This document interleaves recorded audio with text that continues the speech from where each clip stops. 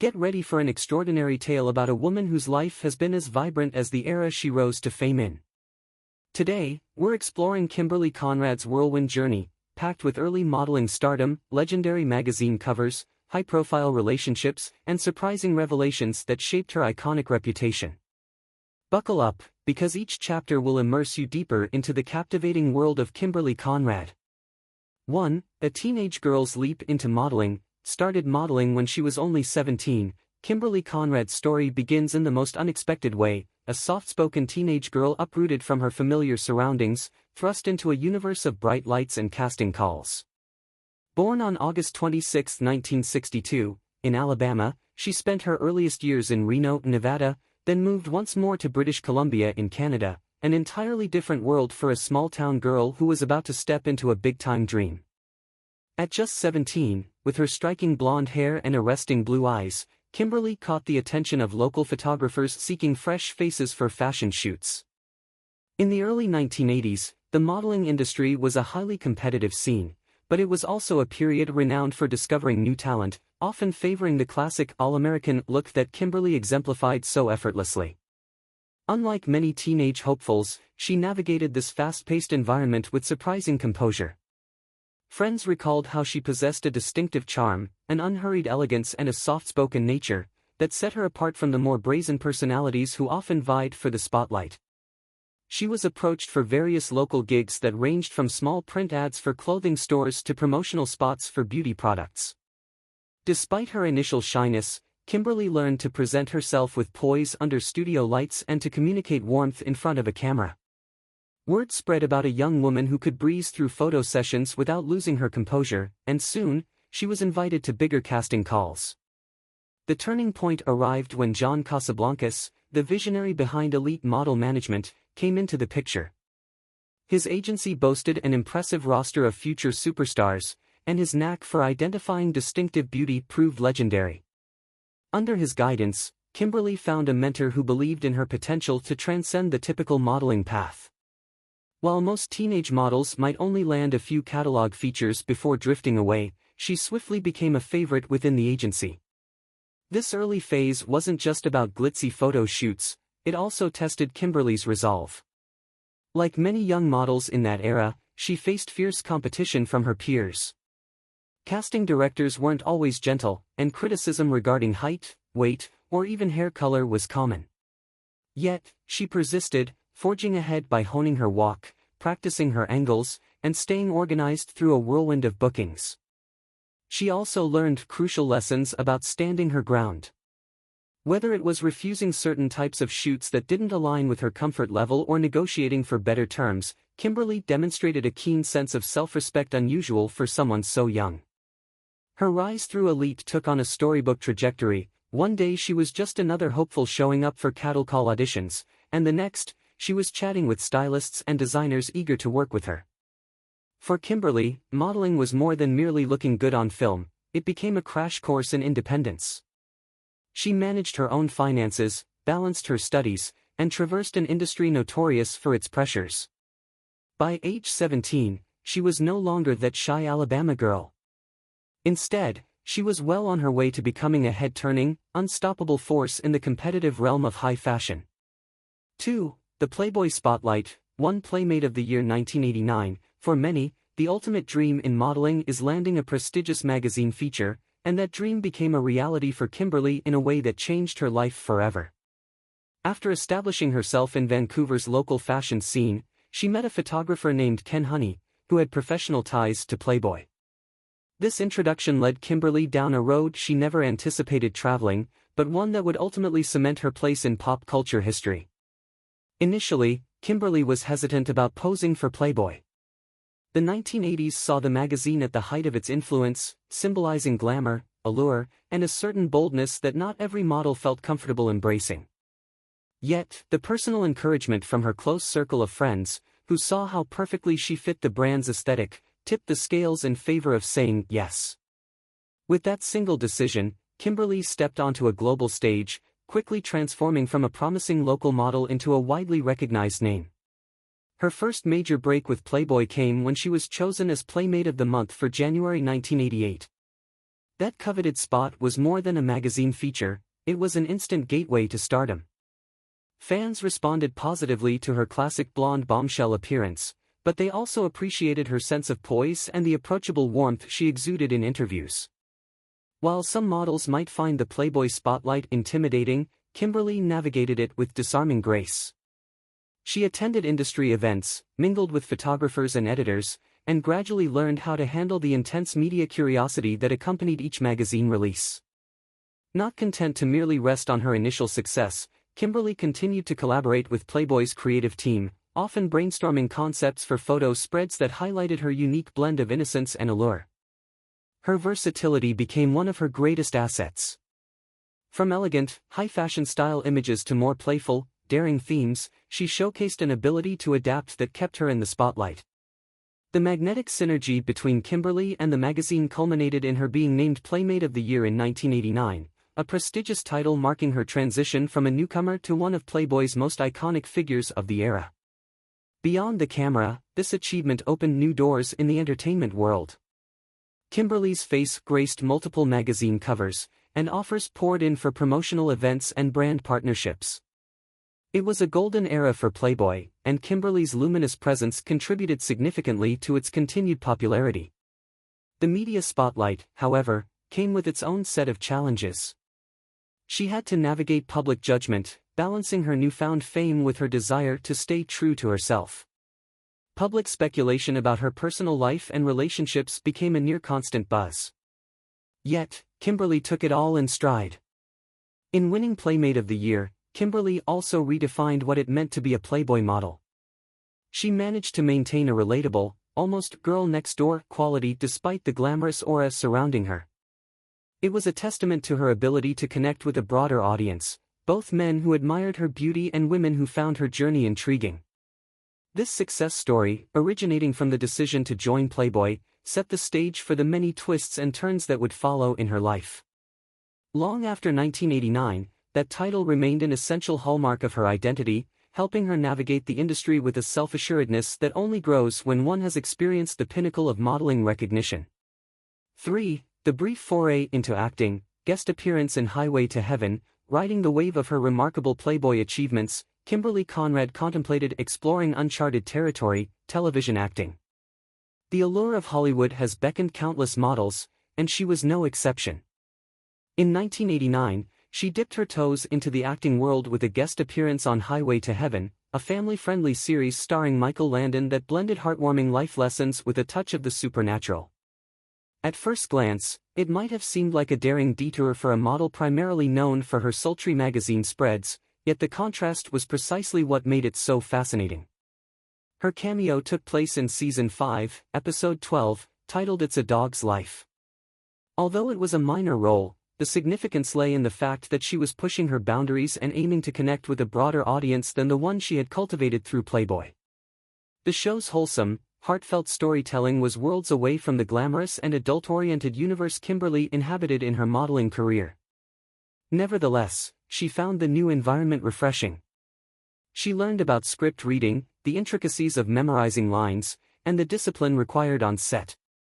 Behind the scenes, cast and crew were reportedly intrigued by her. Most recognized her from her Playboy fame, yet they found her to be approachable and eager to learn. For Kimberley, the experience was something like an adventure. She had to adapt quickly, trading her comfort in front of still cameras for the demanding pace of television production.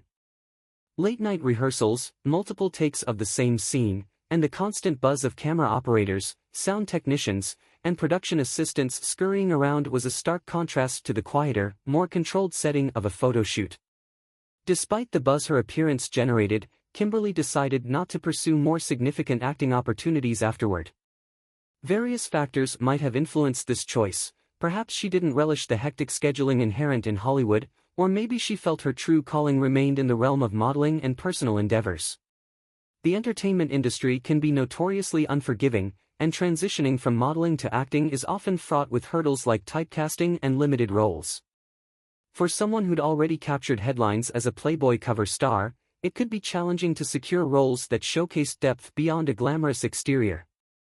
Yet even if the role was brief, her appearance on Highway to Heaven left a lasting impression. It demonstrated that Kimberley was unafraid of venturing into unknown territory, willing to test her limits, and open to diversifying her career. While she ultimately chose a different path, this moment in her timeline is a vivid reminder that she was more than just a pretty face in print. She was an individual willing to explore multiple avenues. In an era when many models branched out into acting, music videos, and commercials, her cameo stands as an interesting footnote, a one-time-only glimpse into Kimberley Conrad as an actress, adding another layer to her fascinating and multifaceted personal story. Fourth, the controversial marriage. She and Hugh Hefner had an age difference of 36 years. Perhaps no chapter of Kimberley Conrad's life is more publicly dissected than her marriage to the iconic Hugh Hefner. This union sparked headlines and whispers across tabloids, talk shows, and social gatherings around the globe.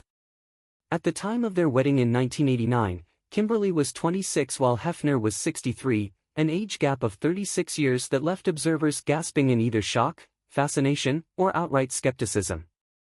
The media latched onto their story, fueled by the dynamic of a fresh-faced, newly crowned Playmate of the Year tying the knot with Playboy's renowned founder, whose name had become synonymous with a lifestyle of lavish parties, beautiful companions, and endless revelry.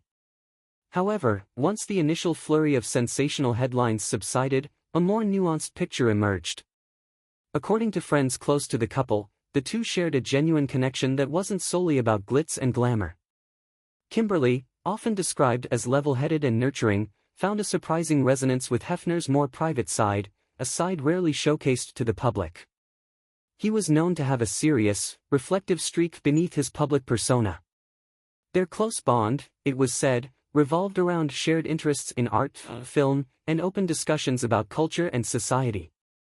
Their wedding in 1989 was a sumptuous event, attended by celebrities, close friends, and curious onlookers. Journalists predicted the marriage would likely be short-lived. Indeed, age-gap relationships, particularly in the public, can attract naysayers who view them as doomed from the start. Yet, the marriage endured for 9 years, far longer than many had wagered. During this period, the fabled Playboy Mansion underwent a transformation. Known for its raucous parties, late nights, and carefree spirit, the mansion shifted gears, casual nudity was curtailed, and unruly festivities were reined in. In their place, family gatherings and a child-friendly environment took precedence. Friends of the couple recall that this dramatic shift surprised many of Hefner's acquaintances. People who were accustomed to a seemingly endless parade of celebrity and entertainment extravaganzas were now witnessing a more subdued household, complete with children's laughter echoing through those once notorious halls. Kimberley's influence was pivotal. She envisioned a stable environment for her two sons, Marston Glenn Hefner and Cooper Bradford Hefner, who were born during the marriage. In many ways, the changes reflected her desire for normalcy, a sense of family life amid an undeniably unorthodox setting. The public's reaction to this transformation was mixed. Loyal fans of the Playboy brand grumbled about the mansion losing its edgy atmosphere, while more conventional observers cheered the idea that even a place as famously wild as the Playboy Mansion could be adapted into something resembling an ordinary family home. Despite these split opinions, what stood out most was Kimberley's ability to imprint her values onto Hefner's domain without triggering an all-out cultural war. Over time, of course, challenges did arise. Media scrutiny never waned. The couple's every move was dissected by reporters hungry for drama. Rumors circulated about mismatched lifestyles or alleged disagreements, though this is the nature of celebrity relationships in the spotlight. Yet, for nearly a decade, the two demonstrated enough cohesion to stay together, raising two children and celebrating milestones in what, for them, might have felt like a surprisingly conventional household. Ultimately, whether the public approved or not, Kimberley Conrad's marriage to Hugh Hefner remains one of the most unforgettable episodes in her life story, highlighting that beneath the glamour and gossip, there sometimes lies genuine affection, compromise, and the pursuit of shared dreams. 5. The long road to divorce, 11 years of separation before the actual divorce. If the marriage itself made headlines, the manner in which it unraveled proved just as intriguing.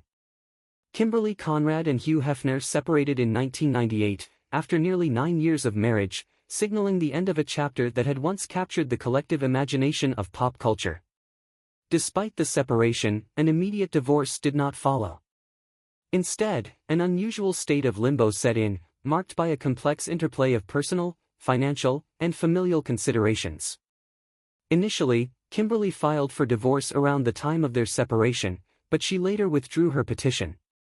The primary reason, as reported, was her commitment to shielding her two sons from a legal battle. She and Hefner, at least at that juncture, believed that maintaining a married status without cohabitation might preserve a semblance of stability.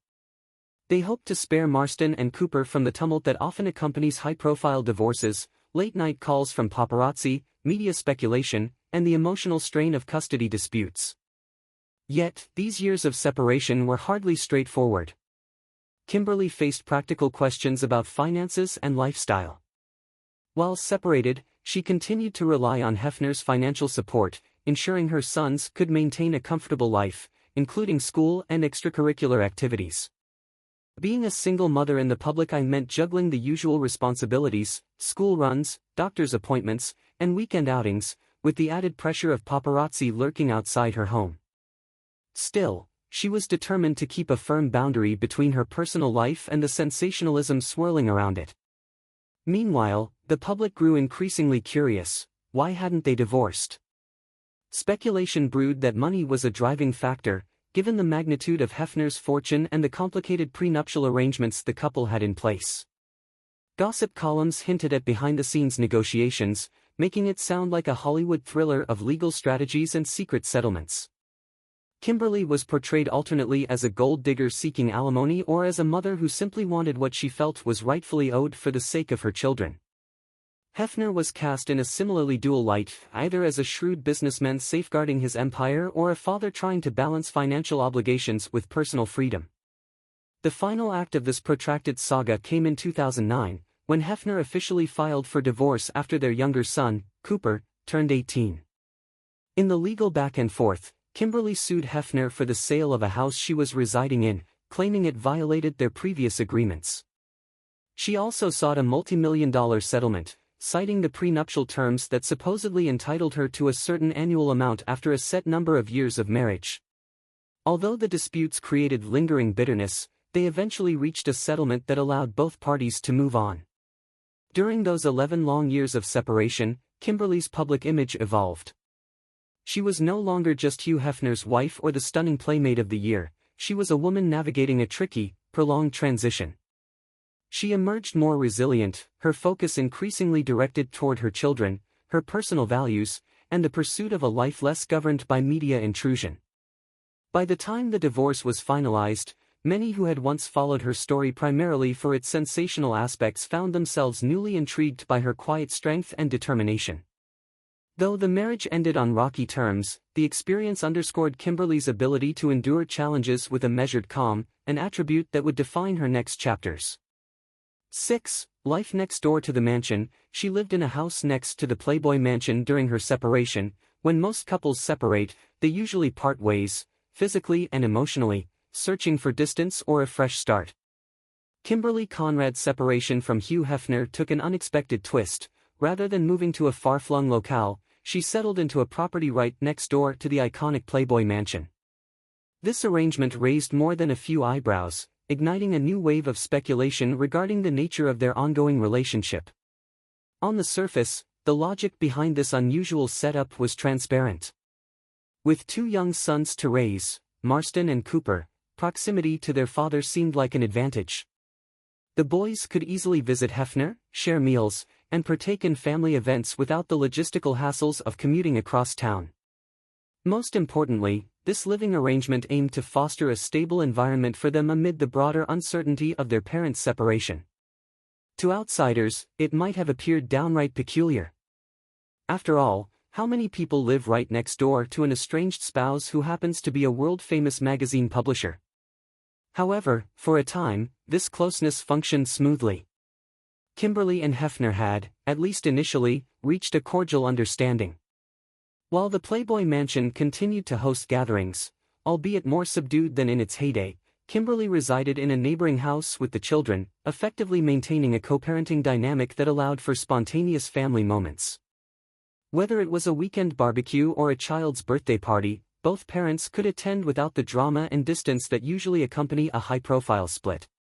Still, living so close to the mansion came with complications. For one thing, the paparazzi found the scenario irresistibly newsworthy. Their cameras constantly captured shots of Kimberley strolling the grounds, driving the kids to school, or even running everyday errands. Media reports often tried to twist these sightings into speculative narratives. Were they reconciling? Was Kimberley orchestrating a strategic maneuver to stay in Hefner's spotlight? Or was it a purely practical move for the children's sake? It's worth noting that Hefner, who had footed the bill for her living expenses in the past, continued to be a financial supporter. This arrangement spurred endless chatter about money and motivations. Cynics claimed Kimberley might have been exploiting the situation for financial gain, but those close to her argued she was simply prioritizing her son's welfare. A single mother juggling multiple responsibilities would logically appreciate the convenience of having extended familial support just steps away. On a personal level, Kimberley reportedly found solace in her own space. The house next door, while geographically close to the mansion, was still a separate domain where she could cultivate a semblance of normality. She filled her days with her children's routines, personal interests, and philanthropic efforts, like volunteering for animal rescue organizations. In many respects, the arrangement offered her the best of both worlds, co-parenting support when she needed it and the privacy of an independent household. Nevertheless, as months became years, the weight of the ongoing separation and the looming uncertainties regarding their relationship status grew. Rumors occasionally flared up about potential romantic entanglements or household tensions. The tabloids feasted on any whiff of scandal, but neither Kimberley nor Hefner seemed eager to fan the flames. They kept their personal matters relatively private and focused on making sure Marston and Cooper were well cared for. In hindsight, this unusual living arrangement underscores the complexities of the Conrad Hefner story. It showcased that even in the midst of a sensational separation, two people could find a functional way to co-parent, albeit one marked by extraordinary circumstances. And for Kimberley, it became another chapter demonstrating her adaptability and resilience, offering her sons a continuous link to both parents while navigating a public spotlight that rarely dims. 7. A heart for animals. She is a vegetarian and active PETA member. Amid the whirlwind of fame, relationships, and parental responsibilities, Kimberley Conrad also nurtured a passion for animal welfare that set her apart from many of her Hollywood peers. Long before going green and animal rights became trendy buzzwords, Kimberley embraced a compassionate lifestyle, identifying as a vegetarian by personal choice. Her inclination toward vegetarianism, by some accounts, began in her teens, well before she became a public figure, driven by her empathy for animals and concern for their treatment in the food industry. Over time, she grew more vocal about her choices, gradually integrating herself into the community of animal rights activists. Once she relocated to Los Angeles, an environment teeming with charitable organizations and celebrity advocates, it was only a matter of time before she crossed paths with People for the Ethical Treatment of Animals, PETA. Drawn to their mission, she became an active member and participant. This involvement went beyond merely slapping her name on a cause. Kimberley took part in fundraisers, public awareness campaigns, and volunteer efforts, utilizing her platform to amplify PETA's message. Friends describe Kimberley as someone who is genuinely hands-on, willing to help at animal shelters and rescue centers, whether it meant cleaning cages, fostering animals, or offering financial support. She occasionally employed her public persona to spearhead campaigns, understanding that her fame could capture attention for issues that might otherwise be overlooked. Being a former Playmate of the Year gave her a certain clout in entertainment circles, enabling her to connect with other influential figures to spread the word about animal rights. While some celebrities aligned with causes for publicity, Kimberley's dedication ran deeper, reflecting a long-standing belief that animals deserve respect, ethical treatment, and legal protections. Living next to the Playboy Mansion during her separation also influenced her activism.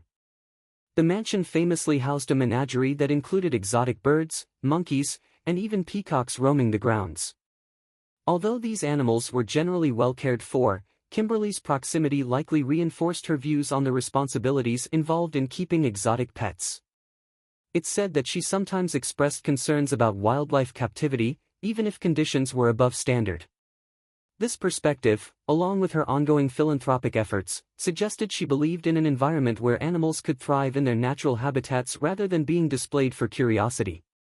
As her personal life became more complicated, especially during the extended separation period from Hefner, some speculated she turned to philanthropy as a source of stability and fulfillment. Volunteering with animal rescues, attending PETA galas, and speaking out on behalf of voiceless creatures may have given her a sense of purpose beyond the media frenzy. She remained firm in her vegetarianism, often citing it as both a personal and ethical decision. By sticking to this path, she demonstrated a consistency of principle that not all public figures manage to maintain, especially under the scrutinizing gaze of tabloids. Over the years, Kimberley Conrad's vegetarianism and her involvement with PETA became more than just talking points, it became a hallmark of her identity. Whether at red carpet events or in intimate interviews, she presented herself as an advocate for kindness, urging fans and followers to consider adopting more compassionate lifestyle choices. Even though many still associated her primarily with glamour and the Playboy brand, she left an indelible mark on the animal rights movement by raising awareness, inspiring others to volunteer or donate, and showcasing how someone with a public platform can effect meaningful change. 8. High-profile romances. She dated Rod Stewart and Quincy Jones, despite being legally married to Hugh Hefner for over a decade. Even during their prolonged separation, Kimberley Conrad's personal life took intriguing turns. She found herself linked with two illustrious names in music, Rod Stewart and Quincy Jones. The public, already fascinated by her marriage to Hefner, followed these developments with avid interest, adding yet another layer to Kimberley's multifaceted life story. Her relationship with Rod Stewart began in 1999, not long after her separation from Hefner. Stewart, a British rock legend known for hits like Maggie May and Do You Think I'm Sexy, was a global star with a spirited persona. At the time, he was 53, while Kimberley was 36, another notable age gap in her life.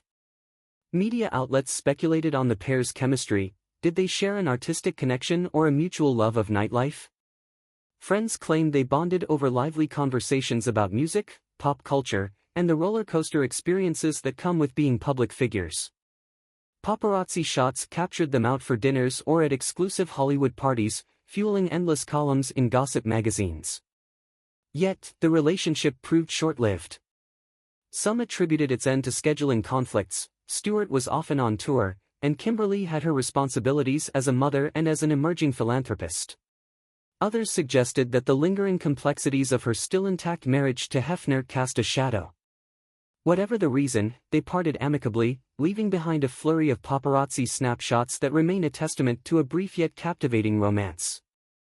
In late 2004, another chapter opened when Kimberley began dating Quincy Jones, an iconic composer and record producer renowned for his collaborations with Michael Jackson, Frank Sinatra, and countless other legends. Quincy was 71 at the time, while Kimberley was 42. Setting the stage for another age-gap relationship that piqued public curiosity. The pair's common ground was said to be a deep appreciation for arts and culture. Quincy's multi-decade career in music production had made him a revered figure, and Kimberley reportedly admired his creativity and intellect. They often attended industry events together, exuding an air of mutual respect and genuine affection. But like her relationship with Rod Stewart, this one, too, was relatively brief, lasting under a year. Rumors swirled that differing life stages made it challenging to sustain a long-term bond. Kimberley was still juggling her responsibilities related to her children, not to mention her unsettled marital status with Hefner, which finally ended in divorce in 2009. Quincy, a global cultural icon, remained immersed in an ever-busy schedule that took him from recording studios to philanthropic endeavors worldwide. These high-profile romances added to Kimberley's intriguing public persona, providing glimpses into her life outside the realm of Playboy and motherhood. She seemed unafraid to build connections with influential figures, suggesting a preference for men with strong artistic or cultural leanings, perhaps mirroring her own appreciation for creativity. While neither relationship evolved into a long-term commitment, they contributed new layers to the narrative of a woman often defined solely by her role as Hefner's wife or by her status as a notable playmate. In many ways, these chapters underscore how Kimberley Conrad refused to let any single identity, model, wife, mother, or activist, restrict her.